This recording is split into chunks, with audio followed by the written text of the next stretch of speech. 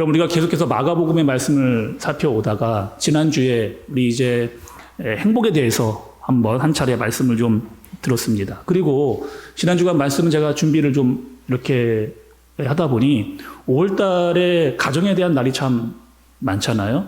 어린이날도 있고 오늘은 또 어버이 주일이기도 합니다. 그리고 스승의 날, 뭐 부부의 날도 있고 계속 그 가정을 향한 날들이 많아서 말씀을 준비하다가 행복에 대한 말씀을 또 한 차례 좀 드려야 되겠다라고 하는 말씀을 주셔서 오늘 또 행복에 대한 이야기를 한 번 더 말씀을 여러분께 또 증거하고자 합니다.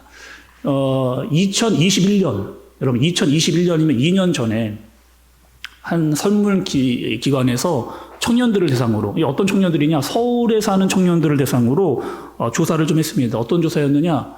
당신은 행복합니까? 당신 행복합니까? 라고 한 이런 설문조사를 했어요. 여러분, 어떤 반응이 여러분 있었을까요? 그 설문조사에 참여한 38.5%의 청년들이 나는 행복하다, 이렇게 이야기를 했고 20.6%는 불행하다. 다행인 것은 그래도 행복하게 사는 청년들이 있어서 참 다행이다, 이렇게 생각을 했는데 행복하지도 않고 불행하지도 않다, 이렇게 생각하는 청년들이 41.9% 정도 된답니다. 그러니까 행복하지도 않고 불행하지도 않고 또 이게 뭐 어떻게 사는지 잘 모르겠다 생각하는 친구들이 참 많다는 거죠. 그리고 불행하지도 행복하지도 나는 또 불행하다, 이렇게 사는 청년들이 60%, 63% 정도 되는 거 보니까 반 이상이 내가 그렇게 행복하다라고 하는 생각을 갖고 살지는 않고 있는 그런 통계가 이렇게 나왔습니다. 왜 그런가, 청년들이 행복하면 좋겠는데 제가 좀 생각을 해봤거든요. 청년들이 취업하기가 참 어렵습니다. 그리고 취업을 해도 뭐 취업만 하면 끝납니까? 끝나지 않죠. 여러 가지 이 업무적인 스트레스가 계속 밀려오죠. 또 원치 않는 인간관계 속에서 계속 갈등하고 어려움을 당하고 있는 그런 현실을 마주합니다. 또 최근에 여러분 뉴스를 보니까 전세 사기를 또 당하는 청년들, 그래서 내가 가지고 있던 것들을 다 끌어모아서 전세를 얻었는데 그 전세를 되돌려받지 못하는, 그러다 보니까 참 이 사는 것이 이 행복하지 않다라고 하는 청년들이 점점 좀 많아지는 그런 시대인 거죠. 또 청년들이 이런 마음도 갖는답니다. 어떤 마음이냐면 내가 정말 원하는 것이 뭔지, 내가 정말 희망하는 게 무엇인지, 어떻게 사는 것이 정말 중요하게 사는 것인지를 잘 알지 못하는, 또 내 능력이 어느 정도인지 잘 모르고 있는, 우리 교회에서 지금 여러분 자라나고 있는 청년들 혹여나 이런 생각을 혹시 갖고 있지는 좀 않은가, 제가 좀 우려 섞인 마음도 좀 갖게 됐습니다. 근데 청년들만 그런 게 아니고 한 40대 중반을 지나고 있는 남자분들을 대상으로도 물어봤다는 거예요. 행복하십니까? 이렇게 물어보았더니만 이 남자 집사님들, 40대 중반을 보내고 있는 남자 집사님들이 이런 이야기를 많이 한다 그래요. 힘들다. 정말 힘들고 피곤하고 지치고 하루 종일 회사에서 일하고 돌아오다가 밥 먹고 집에 왔다가 회사 가고 밥 먹고 집에 왔다가 이것만 계속하다 보니까 참 와이프한테 좀 미안한 생각, 또 아이들과 충분한 시간을 가져주지 못하는 그런 미안한 생각에 이렇게 사는 게 과연 맞는 건가? 라고 하는 생각이 가끔 문득 이렇게 떠오른다는 거예요. 보통 사람들에게 무엇을 위해 사십니까? 여러분, 제가 여러분께 물어볼게요. 여러분 뭘 위해서, 여러분 왜 이렇게 열심히, 무엇을 위해서 열심히 여러분 살아가고 계세요? 보통 사람들은 이렇게 대답을 하죠. 행복을 위해서. 우리 행복하기 위해 살아가는 거 있잖아요. 행복하려고 살아가고 있는데 사는 게 행복하지 않는, 뭔가 좀 이율배반적인 그런 시대를 살고 있는 거죠. 남들만큼 그래도 좀 어느 정도 경제적 위치를 좀 가졌는데 돈이 좀 있고 집도 있고 뭔가 남들 정도 살고 있는 것 같은데 행복하지는 않는, 행복하고 싶은데 행복하지는 않는 그런 마음을 가지고 살고 있다는 겁니다.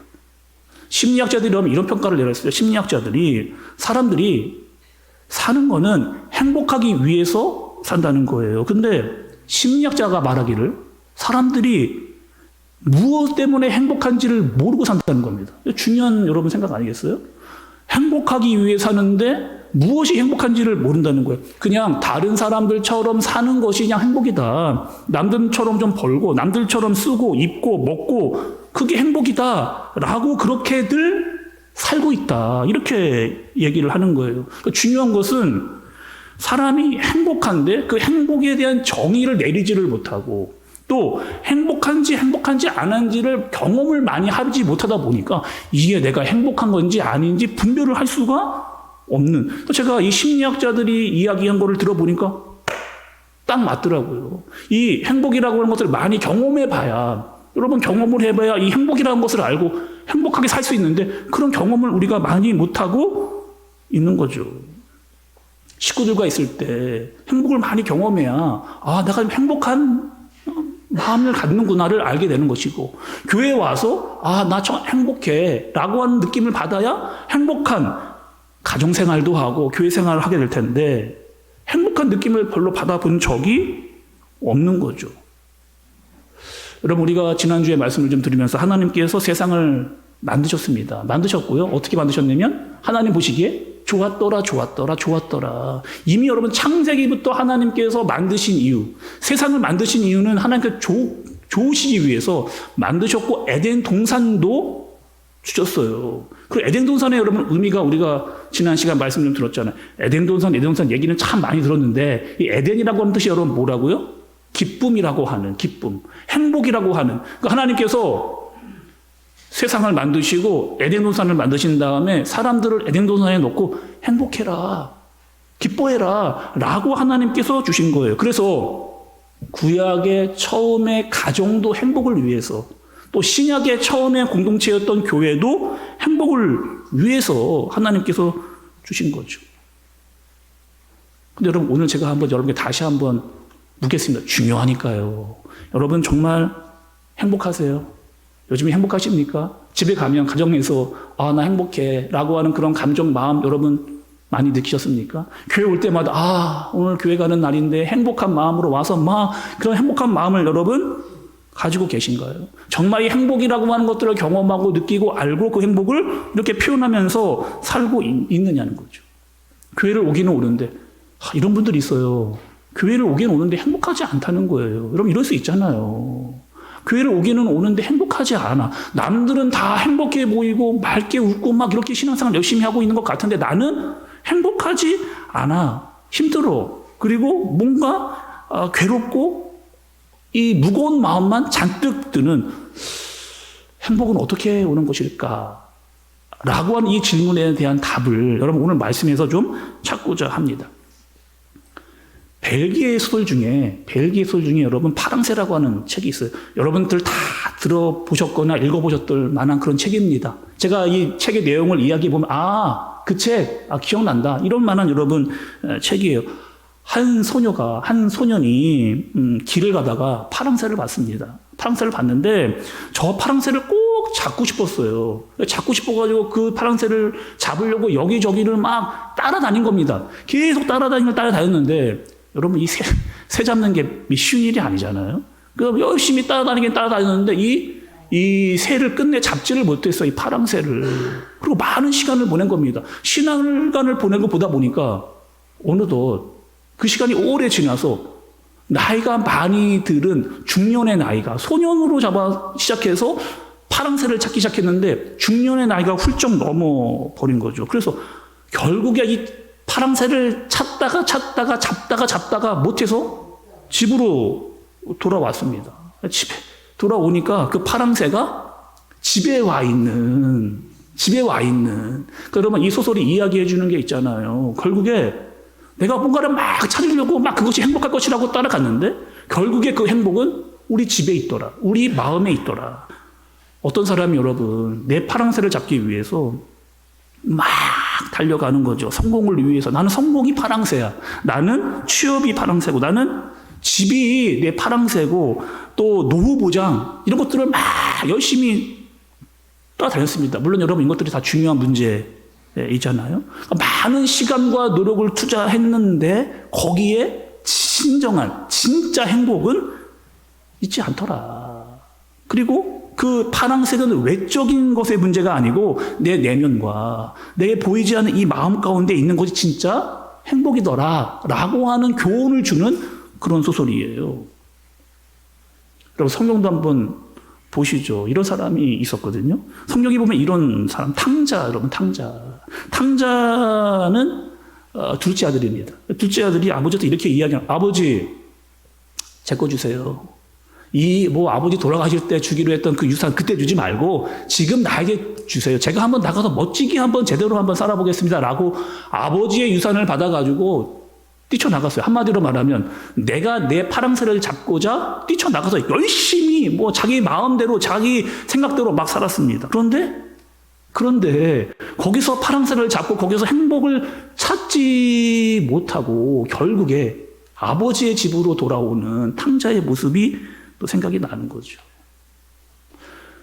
여러분, 오늘 요한복음 15장의 말씀을 읽었습니다. 여러분, 이 요한복음의 15장의 말씀에 아주 중요한 개요가 있어요. 이 요한복음 15장의 개요는 이런 겁니다. 어떤 개요가 있느냐? 하나님의 백성은 어떻게 살아야 되는가에 대한, 하나님의 백성은 어떻게 살아야 되는가에 대한 이 전체적인 말씀의 개요를 가지고 우리가 요한복음 15장을 살펴봐야 됩니다. 조금 더 말씀을 여러분 깊게 이야기해 보면 지난주와도 아주 연결되어 있는 말씀이에요. 여러분, 우리가 이런 얘기 했잖아요. 예수를 통해서 거듭난 사람, 예수를 통해서 새롭게 된 사람은 어떻게 살아야 되는가에 대한 말씀을 오늘 우리에게 이야기를 해주시는데, 특별히 1절과 2절의 말씀을 좀 보시겠습니다. 1절과 2절이요. 나는 참포도나무요, 내 아버지는 농부라. 이렇게 말씀을 시작을 하고, 2절에 보니까 무릇 내게 붙어 있어. 이렇게 말씀을 하고 계십니다. 그러니까 이 요한복음 15장의 처음부터는 뭘 이야기하느냐? 예수님과 우리의 관계를 이야기해 주시는데, 예수님은 포도나무고 우리는 가지다라고 이렇게 이야기를 해 주셨어요. 아주 중요한 표현, 말씀이 2절에 등장하는데 어떻게 하라고요?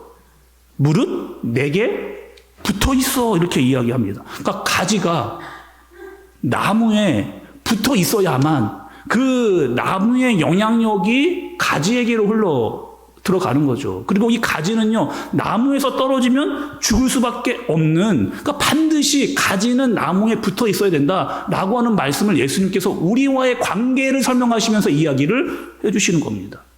근데 이 말씀이 2절에만 나오지를 않고 다른 표현으로, 이 붙어 있어라고 하는 이 표현이 다른 표현으로 말씀에 계속해서 반복해서 강조해서 이야기해 주신 것을 볼 수가 있어요. 4절의 말씀을 여러분 좀 보겠습니다. 4절의 말씀을 보시면 내 안에 거하라, 나도 너희 안에 거하리라. 이렇게 이야기하셨습니다. 또 여러분 5절도 좀 보세요. 나는 포도나무요, 너희는 가지라. 그가 내 안에, 내가 그 안에 거하면. 또 여러분 6절을 보면 사람이 내 안에 거하지 아니하면. 이렇게 이야기했습니다. 뭐라고 말씀하시는 거예요? 붙어 있으라고 하는 말씀이 계속해서 어떻게 말씀이 바뀌어서 이야기를 하느냐? 내 안에 거하라. 내 안에 거하라. 이야기를 하시요. 여러분 7절, 9절, 10절 계속 보면은 너희는 내 안에 거하라, 거하라, 거하라를 계속해서 이야기하시면서 내게 붙어 있는 것이 내 안에 거하는 것이다 라고 이렇게 이야기를 하고 있는 거죠. 다시 말하면 가지는 반드시 나무에 붙어 있어야만 나무를 통해서 생명을 얻게 되는 겁니다. 모든 영양분을 다 가지가 나무로부터 얻게 되어지는 거죠. 반드시 그 생명은 나무에게 있고 나무에 붙어져 있는 가지에게로 연결되어져 있는 겁니다. 성경을 보면 여러분 이런 말씀 있잖아요. 저와 여러분이 너무나 좋아하는 말씀이 있습니다. 성경 많이 읽으신 분들에게 좋아하는 말씀 이야기해 보세요라면 반드시 이야기를 하는데, 좋아하는 말씀 중에 항상 기뻐하라, 쉬지 말고 기도하라, 범사에 감사. 그래서 여러분 이 성경의 문구가 집에를 가잖아요. 하나씩 다 붙어 있는 경우. 사업장에 가도, 우리 교회에서 신방할 때도 여러분 굉장히 많은 액자가 항상 기뻐하라, 쉬지 말고 기도하라, 범사에 감사, 이 액자들을 또 많이 들었습니다. 근데 저는 처음에 이 말씀이 잘 이해가 안 됐거든요. 항상 기뻐. 여러분 어떻게 항상 기뻐합니까? 제가 이 의문이 드는 거예요. 어떻게 항상 기뻐할 수 있는 거지? 하나님, 우리가 사는 이 세상이 얼마나 힘든지 하나님 정말 알고 이야기하시는 겁니까? 집에 들어가도, 가정에 직장에 가도 제가 받는 스트레스와 갈등이 얼마나 큰 줄 아세요? 아이고, 그냥 성경에서 이상적인 이야기니까 항상 기뻐하라고. 아니, 좋은 일도 없는데 하나님이 희죽희죽 웃으면서 그냥 웃고 다니는 게 그게 기뻐하는 일입니까? 저 이렇게 생각을 한 거예요. 쉬지 말고 기도하라. 쉬지 말고 기도하라. 하나님 얼마나 바쁜데, 제가 얼마나 바쁜데 있잖아요. 제대로 잠잘 시간이 없거든요. 아침에 출근해서 일하고 돌아오면 보통 밤 10시, 11시인데 씻고 잠자고 다시 출근하기도 바쁘고 힘듭니다. 아니, 그런데 어떻게 기도를 쉬지 않고 하라고 하는 건지. 물론 기도하라면 좋은 거 알죠. 그런데 시간이 없는 걸 어떻게 합니까? 쉬지 않고 기도하기는 좀 어려울 것 같은, 불가능한 얘기 이런 거 아닙니까? 자꾸 있잖아, 기도하라고 하니까 하나님이 교회 오면 자꾸 기도해야 된다고 이야기하니까 부담은 되는데 기도는 안 하고, 기도를 안 하다 보니까 자꾸 마음이 멀어지고, 자꾸 기도하는 얘기 듣고 싶지 않으니까 기도를 안 하고 있는, 기도를 안 해도 뭐 그냥 그렇죠 살고 있는, 이렇게 살고 있는 우리의 모습이 여러분 아닌가. 범사에 감사하라고 하면 감사가 안 나와요. 감사가 안 나오고 그냥 툭 찔리면은 불만, 불평, 투정, 시기, 질투 이렇게 막 툭툭툭 막 번져. 말이 막 그렇게 나와서 다른 사람이 상처를 준 일들이 많습니다. 그럼 다시 한번 말씀을 좀 보시죠. 데살로니가전서 5장 16절에서 18절의 말씀 뭐라고 이야기하시는지 다시 한번 우리 한번 말씀을 볼게요. 앞에 정강장 한번 같이 한번 읽어보도록 하겠습니다. 함께 읽어볼게요. 준비 시작. 항상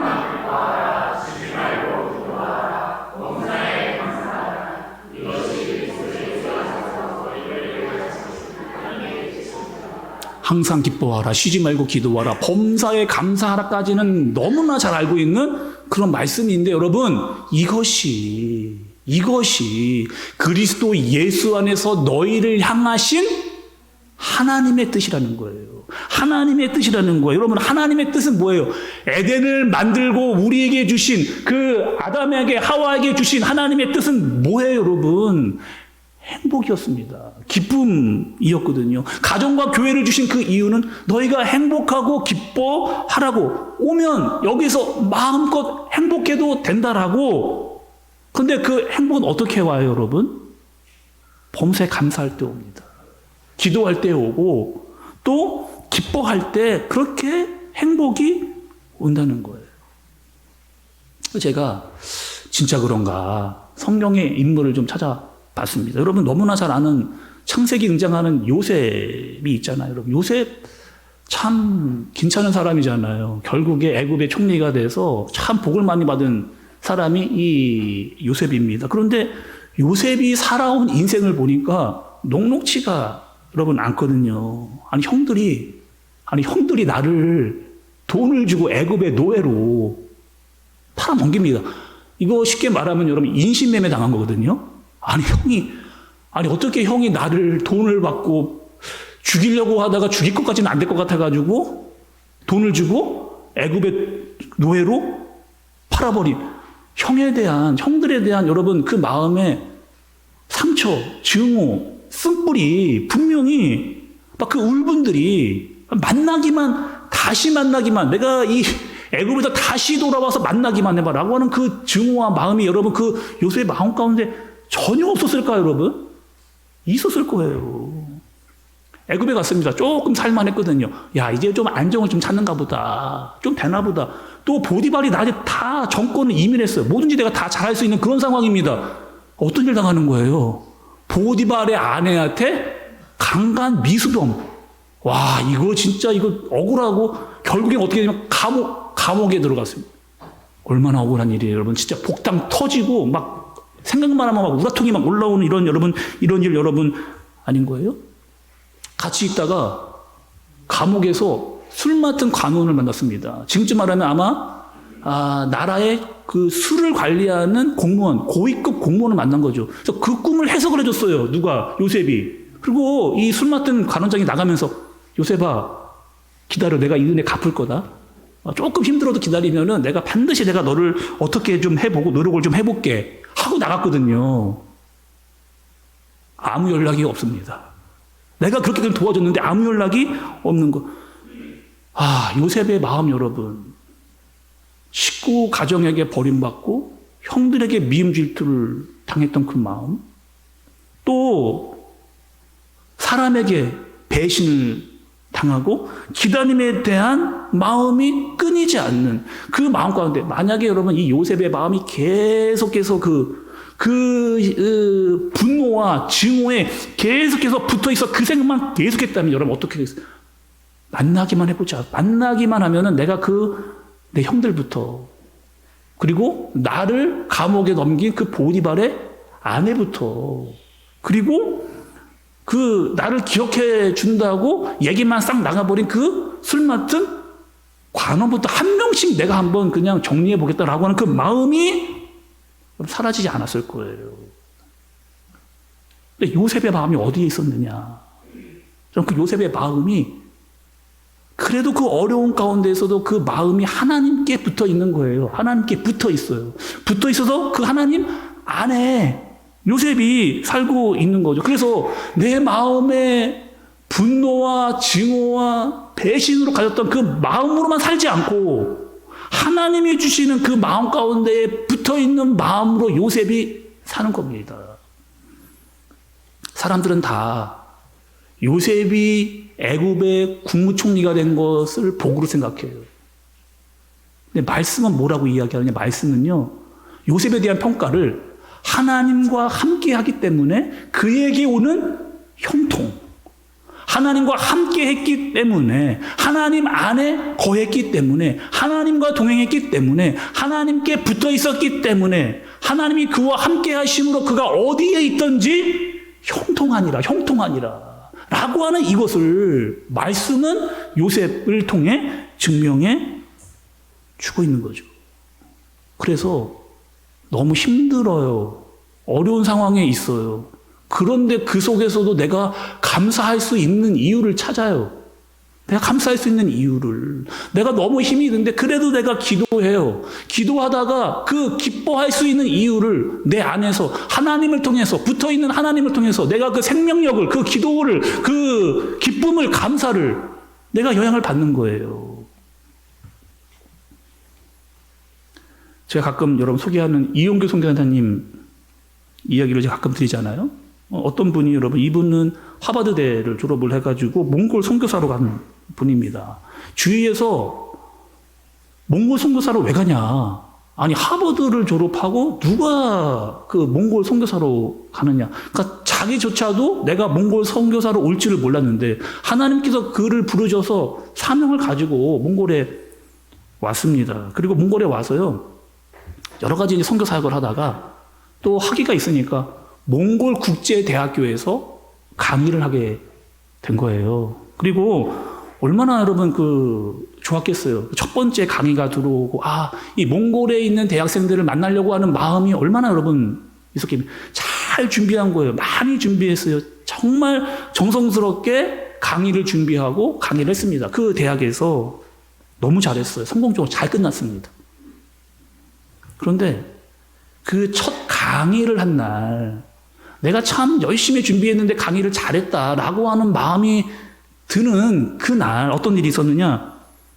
내가 미국에 갈 때 사왔던 내가 최고급, 가장 최신 노트북이 강의한 그날 바로 사라진 거예요.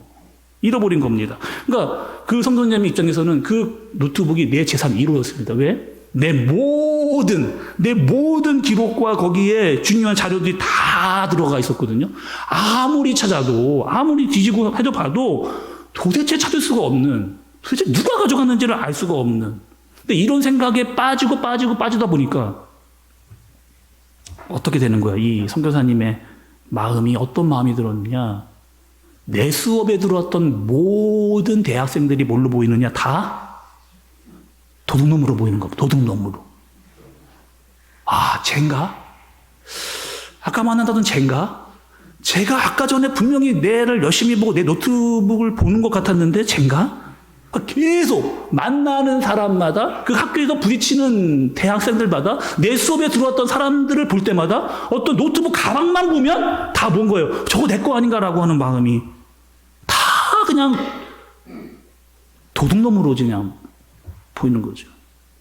나는 분명히 다 내려놨다라고 생각을 했는데, 하물며 나는 하버드에 학위까지 내려놓고 여기에 왔다라고 생각을 했는데, 정작 내려놓지 못한 게 있었던 거예요. 많이 내려놓았다라고 생각을 했는데 내려놓지 못한 게 있었던 거예요. 내가 정말 하나님께 부르심을 받고 몽골에 와서 이들과 함께 생활을 하면서 정말 하나님을 더 알아가야 되겠다라고 하는 마음을 가지고 왔는데, 이들과 함께 행복하려고 여기에 왔는데, 함께 범사에 감사하고 쉬지 말고 기도하고 범사에 항상 기뻐하면서 행복하기 위해 이곳에 왔는데, 노트북 하나에 내 마음을 다 빼앗겨 버린, 내 가치관이 완전히 무너져 버린, 내 영적인 전쟁에서 진 것 같은 마음을 가지게 된 거죠. 그리고 다시 그 마음을 회복하기 위해서 여러분 어떻게 하는 거예요? 이 선교사님이 하나님이 나를 여기에 보내신 이유를 다시 생각하는 겁니다. 다시 생각하면서 하나님은 분명히 이 몽골에 내 모든 것들을 다 내려놓고 하나님께서 이 몽골에 오게 하신 이유는 이들과 행복하는 것인데, 범사에 감사하고 쉬지 말고 기도하고 항상 기뻐하면서 행복하기 위해서 하나님께서 나를 여기에 보내주셨는데 내가 의심으로 그 모든 것들을 다 잊어버렸구나를 깨닫고 다시 신앙으로 돌아오는, 여러분 의심이 한번 들어오면요 모든 것이 다 의심으로밖에, 여러분 그런 경우 있잖아요. 의심이 한번 들어오면 계속 다 모든 사람을 의심하는 경우. 반대로 여러분 감사하는 사람은요 모든 것들이 다 감사의 제목으로 보입니다. 정말 작은 것 하나에도 감사. 별거 감사할 것도 아닌 것 같은데 이분은 이걸 가지고 감사를 해요. 가끔 제가 여러분들이 정성껏 헌금에다가 적어서 감사 헌금 적어서 올리신 감사 제목들을 제가 읽으면서 기도할 때 있거든요. 와, 이분은 이런 것까지 감사하는구나. 와, 내가 알지 못했던 이런 부분까지 정말 감사하는구나. 나도 좀 더 감사하는 마음으로 살아야 되겠다라고 하는 마음의 자극이 이렇게 올 때가 제가 있거든요. 감사하면요 더 많이 감사하게 되고 작은 것에 감사하게 되고 감사의 제목을 찾아서 또 감사하게 되는 거죠. 여러분, 예수님은 왜 우리에게 붙어 있어라, 넌 왜 나에게 그 안에 있어라 말씀하셨을까요? 나를 통해서, 가진 나를 통해서 가진 너희가 이 감사의 영향력을 너희가 받으라는 거죠. 기도하면서 그 기도의 능력을 받으라. 기쁨의 영향력을 너희가 받으라. 그래서 여러분, 감사하고 기뻐하고 기도하는 분들 옆에 있으면 나도 감사하고 기뻐하고 행복해질 수 있습니다. 식구들 중에 여러분, 우리 남편이, 우리 아내가, 우리 자녀들이 막 기뻐하는 것 보면 여러분 어떠세요? 같이 기쁘고 감사하고 그런 마음 드시지 않으세요? 저는 왜 저럴까? 제가 기뻐하니 나는 불행해. 이러한 식구들은 여러분 한 명도 여러분 없어요. 남편이, 아내가, 자녀들이, 부모님이, 자녀들이, 엄마, 아빠, 형, 누나, 자매들이 행복하면 그 행복이 나에게도 전달이 돼서 나도 기뻐할 수 있는 마음이 자연스럽게 그렇게 드는 겁니다. 교회도 마찬가지잖아요.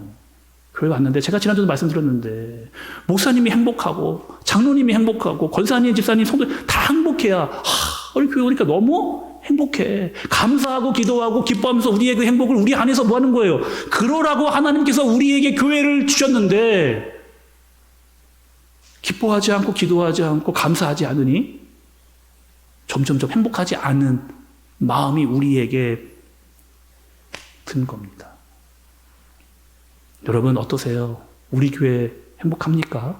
우리 가정 여러분 행복합니까?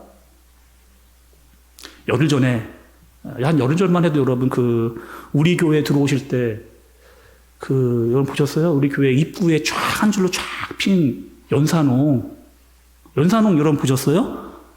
그거 볼 때마다 저 이런 생각했거든요. 우리 교회 분들이 들어오실 때 좀 행복하시겠다. 그 들어오는 연산홍 꽃들 보면서 마치 우리를 막 맞아주는 것 같은 이런 그런 기분 좀 잘 들었으면 좋겠다. 우리 성도들이 행복했으면 좋겠다. 이런 마음이 들었습니다. 그런데 그 행복했으면 좋겠다라고 하는 꽃이 피기 전에 제 마음이 여러분 어땠느냐. 사실 걱정이 많이 됐거든요. 제가 그 연산홍을 보면서 걱정을 많이 했어요. 왜냐, 작년에 꽃을 심었는데 작년에 꽃이 거의 피지를 이렇게 않았습니다. 거기다가 여러분 그 꽃 심을 때 그 비용이 제법 많이 들었거든요. 제법 많이 들었고, 또 우리 권사님들, 집사님들이 정말 시간 될 때마다 오셔가지고 잡초를 얼마나 열심히 뽑으시는지 너무 뽑고 정성 들어서 막 그 꽃들을 관리를 좀 해 주셨어요. 또 한편 여러분, 이쪽도 심었지만 저 법사면도 심었잖아요. 법사면 아무런 소식이 없어. 제 마음이요.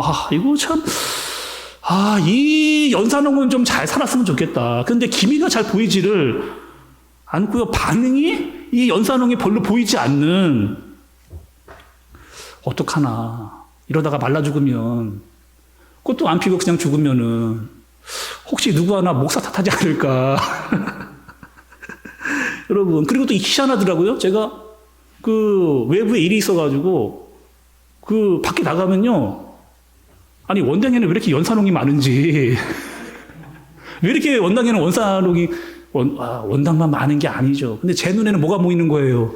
우리 교회 연산홍이 안 피니까 나가서 꼽혀 있는 연산홍만 보이는, 연산홍이 너무 많은 거예요. 너무 활짝 피는 거예요. 너무 이쁘게 폈어요. 우리 교회는 왜 안 피지? 그거 안 피면 어떡하나.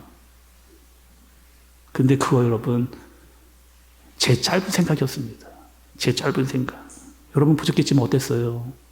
우리가 원하는데 피지 않았는데, 다 죽을 것 같았는데, 그 꽃봉우리가 나무에 붙어 있어서, 그 나무에 영양을 빨아 올려서, 그 꽃이 활짝 피는, 여러분 그거를 보는 제 마음이요.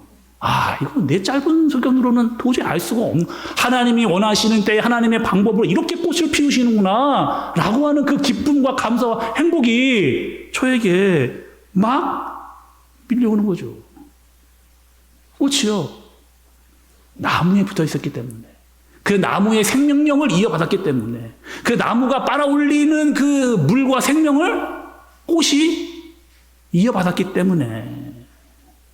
오늘 말씀을 좀 보세요. 오늘 말씀 11절입니다. 11절 같이 한번 읽어볼게요. 여러분 11절의 말씀 같이 한번 읽어보겠습니다. 준비 시작. 내가 이것을 너희에게 이름은 내 기쁨이 너희 안에 있어 너희 기쁨을 충만하게 하려 함이라. 아멘. 다시 한번이요. 시작. 내가 이것을 너희에게 이름은 내 기쁨이 너희 안에 있어 너희 기쁨을 충만하게 하려 함이라. 아멘.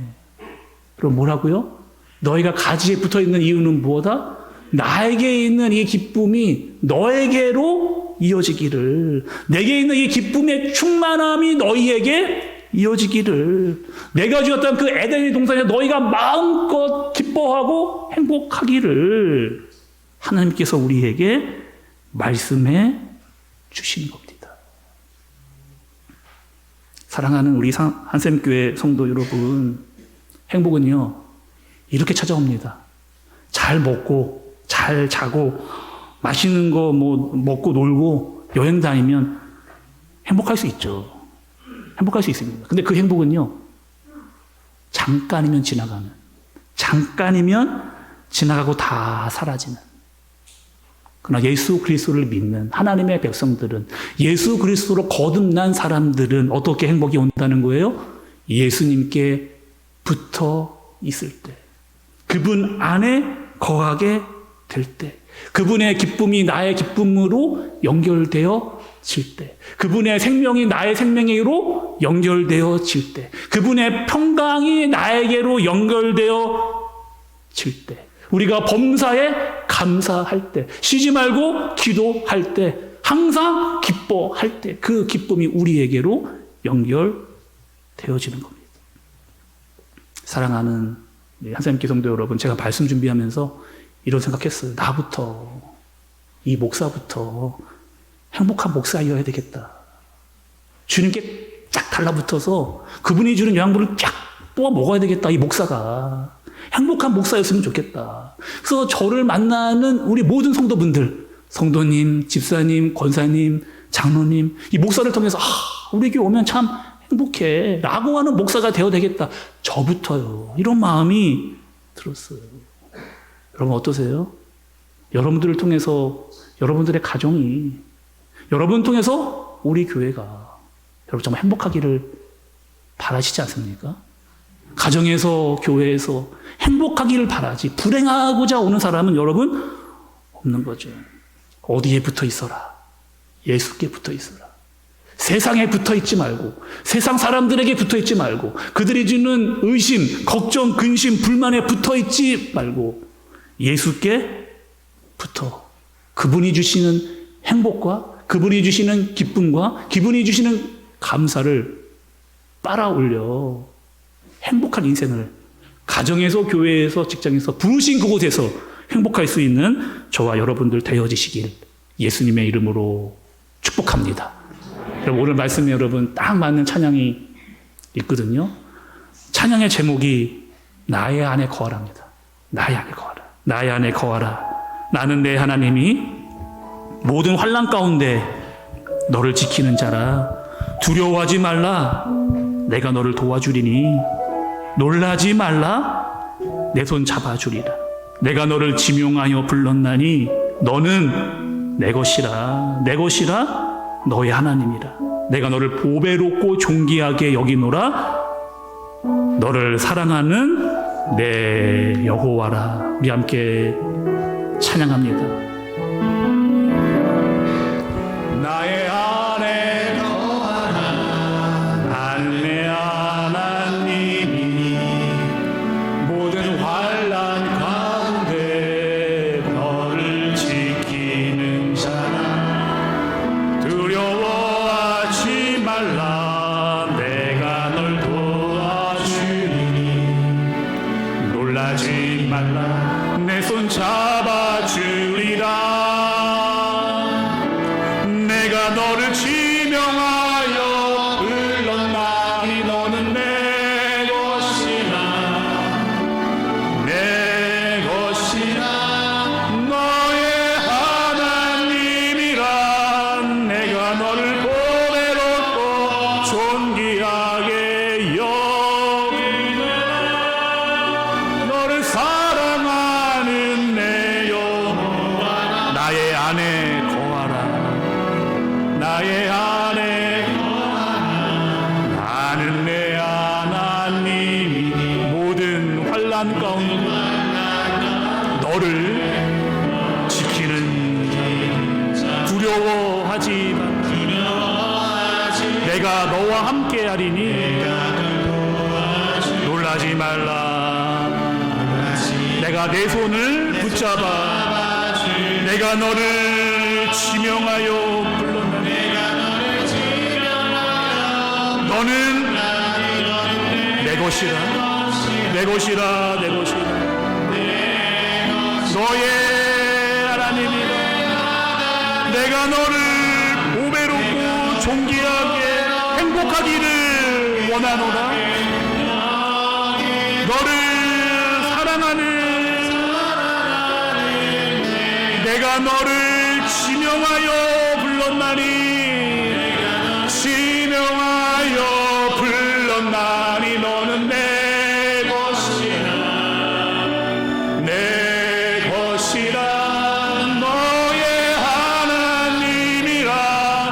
내가 너를 보배롭고 존귀하게 여기노라. 너를 사랑하는 우리 시간 여러분 들은 말씀, 부른 찬양을 기억하면서 우리 기도하도록 하겠습니다. 하나님은 우리가 행복하기를 바라십니다. 행복하기를. 행복해지는 방법도 알려주셨어요. 하나님 안에 있으면 되고 예수님께 붙어 있으면 됩니다. 그분의 영향을 받으면 돼요. 자꾸 우리는 다른 데 가서 붙습니다. 세상에 가서 붙고 사람에게 가서 붙고 내가 원하는 파란색에 가서 붙고 그걸 행복하지 않은 거죠. 범사에 감사하지 않고 기도하지 않고 기쁨이 없는, 행복이 어디 있는가를 고민하고만 있는. 근데 오늘 말씀 우리에게 행복을 말씀하십니다. 하나님 안에 거하는 것이라고, 예수님께 붙어 있는 것이라고, 거기서 생명을 얻고 거기서 감사와 기쁨과 소망을 얻으라고. 집에서, 가정에서, 교회에서, 직장에서, 내가 있는 그곳에서 내가 먼저 행복하라, 이렇게 말씀하십니다.